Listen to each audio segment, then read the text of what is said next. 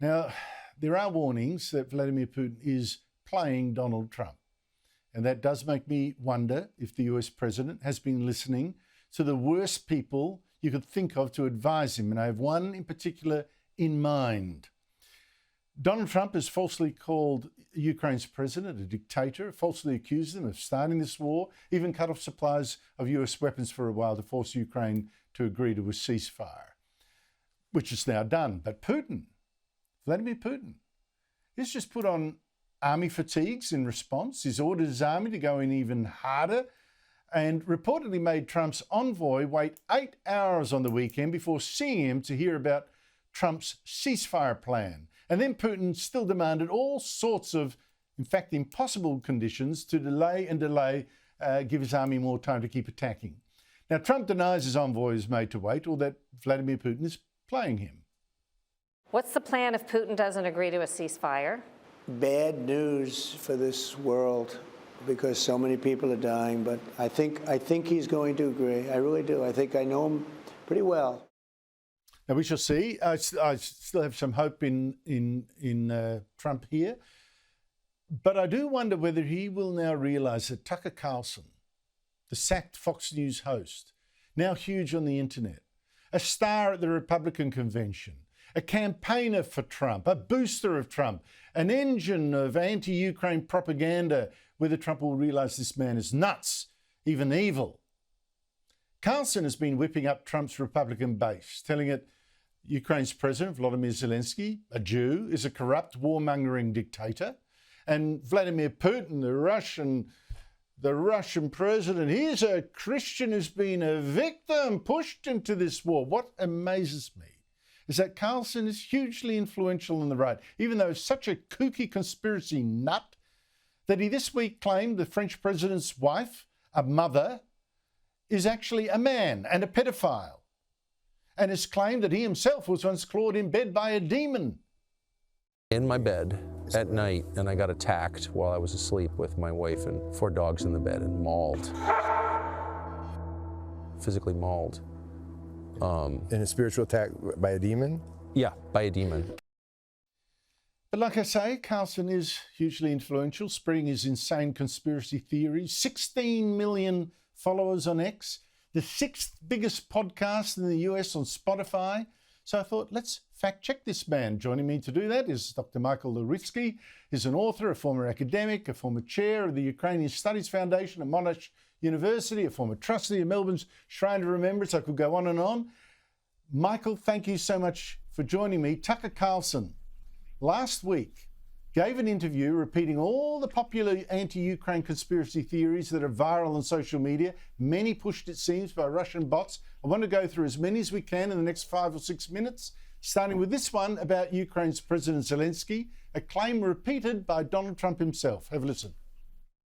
Zelensky would say he was democratically elected. Well, he's not democratically elected. He's passed his term. Well, and so by what authority does... hold on, let me question. Go ahead. By what authority does Zelensky negotiate on behalf of his country, rule his country? He just put his main political opponent under indictment and froze his personal funds under internal sanctions, the security services of Ukraine. Sounds familiar, doesn't it? I don't know. We just went through the same thing in this country. Sounds like dictatorship, what I'm saying by the way. No. Tucker Carlson says Zelensky is a dictator, is he? Not at all. He's not a dictator. He was elected in 2019 with a very big popular mandate. 73% of the country voted for him. It was the north, the west, the east and the south of the country.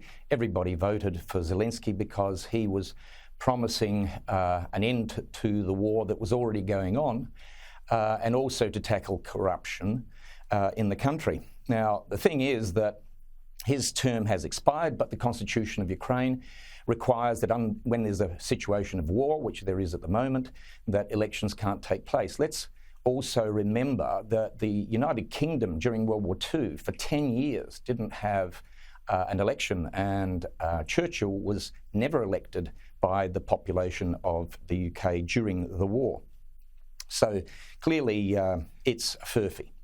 So the thing is that I think that people in the US administration... Michael, I would add this. I would add this, that Zelensky's was elected by a bigger margin than Trump was, and he retains a higher popularity in Ukraine than Trump has in America. Then there was this one, that Russian President Vladimir Putin, on the other hand, is not a dictator. No, Putin does not have absolute control of his country, and there are all kinds of potential rivals. I'm definitely more sympathetic to Putin than Zelensky.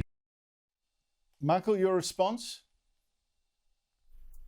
Oh, this is absurd coming from Tucker Carlson. The thing about Putin is when he came in 1999, the first thing he did was get rid of the media moguls, and they were exiled. Berezovsky, who was in the UK, was later murdered. Then he murdered his political opponents, like Boris Nemtsov in 2015, and more recently, Alexei Navalny. He's murdered something like 170 journalists in Russia. So, yeah, definitely not. There's no real opposition left in Russia at the moment. There's just a fig leaf which is there to fool people that there's some kind of democracy going on. There's nothing going on like that.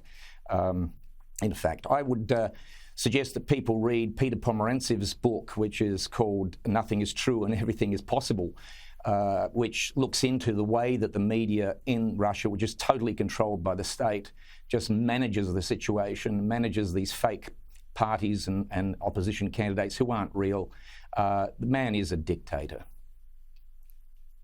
Then there was this one that Zelensky is actually so corrupt, Michael, that he is selling American military aid to drug cartels and other criminals. Have a listen.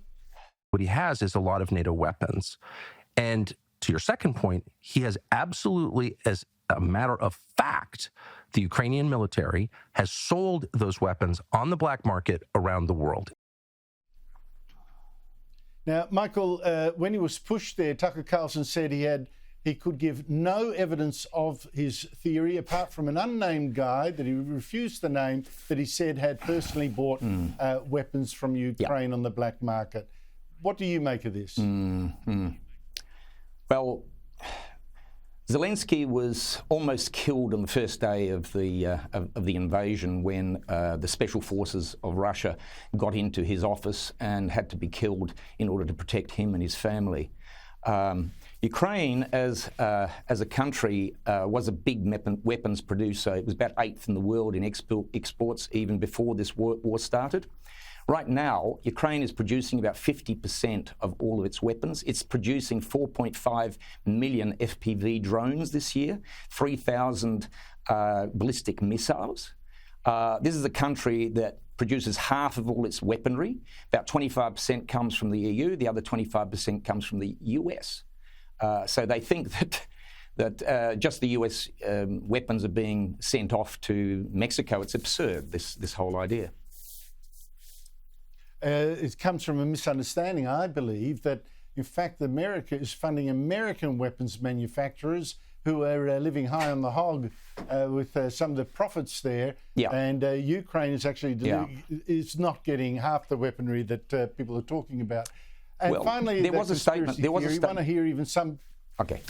No, I'll just finish with this one before we run out of time. This is important. Okay. I hear even supposed conservatives repeat this one, that Russia didn't start this war, Europe did, or Ukraine did, or NATO did, with plans to move right up to Russia's borders with weapons, including in Ukraine. How could poor Putin not fight back? Have a listen. We have a nuclear-armed power, largest nuclear arsenal in the world, that is fighting for its very life, that is aligned with China, okay, which is the largest economy.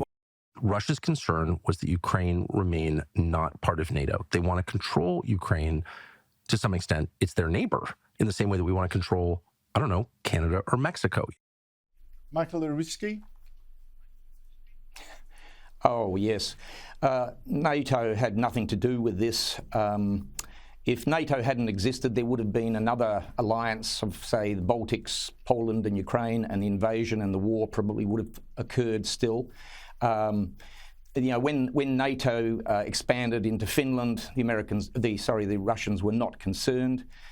So it's really due to Russian aggression. In fact, in 2003, Putin told his top elite that it was intolerable for Kyiv to exist outside of Russia. And his former chief political or economic advisor, rather, Andrei Lyanov, he heard this, and he's been talking about this for years, that NATO has nothing to do with it. A man that really knew Putin very well, that it's all about Russia trying to take Kyiv, destroy the Ukrainian people and the Ukrainian nation, not just the Ukrainian state. It's a genocide that Putin wants to impose on Ukrainians. And we've seen that in the occupied territories, where, for example, if the Russian troops come across Bibles written in Ukrainian, they are burned. So that's what they want to do. That's the goal that Putin has. It's nothing to do with NATO. If NATO had been there in 2013 or 2014, this war would not have happened. And in fact, in that time, Ukraine was neutral. It was attacked. And because of that, the Ukrainians went from being 60% against NATO to 80% for. You can't blame them for that.